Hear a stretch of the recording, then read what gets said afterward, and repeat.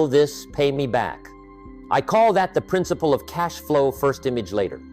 Don't chase luxury, build the foundation first, then build the castle. When I bought my first property, it wasn't glamorous. An old apartment far from the city center, ignored by everyone. But each month it paid me rent. That feeling was completely different from spending money. It was the first time I felt my money working for me. From that small flow, I reinvested, bought more income-generating assets, and with each one, my level of freedom rose a little higher. Not because I earned more, but because I controlled the flow. If you want freedom, start by building at least one stream of passive income this year. It could be a rental room, a dividend portfolio, a digital product sold online, or a YouTube channel that creates lasting value for others. Never underestimate small cash flow, because every great river begins with a single drop. And when you have your first stream, protect it, expand it, multiply it into a system. One day you'll wake up and realize money is still flowing even when you're not working. That's when you're truly free. But there's one more secret few people realize. You can create countless streams of income, but if you don't know how to keep what you earn, you'll lose it all. And that's what the rich understand better than anyone.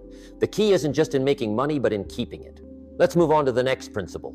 Principle number 9, keep what you earn, the art of tax optimization. I once asked a wealthy friend, what's the biggest secret to becoming rich? He smiled and said, Jim, it's not how much you make, it's how much you keep after you make it.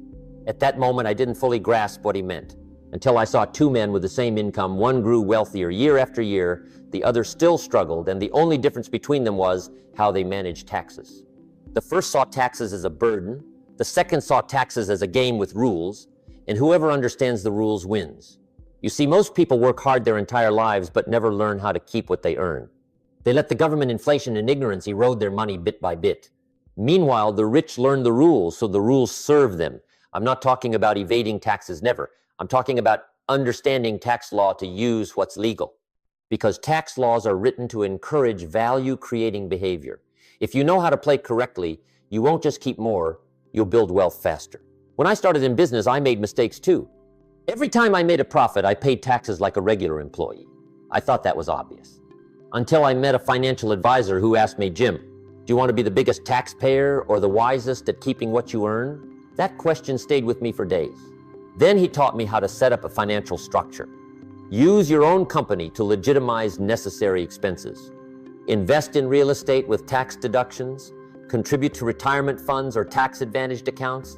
I realized the rich don't complain about taxes, they manage them. They understand that every dollar saved on taxes is another dollar invested into freedom. And that's what most people overlook. They treat taxes as something out of their control, so they never learn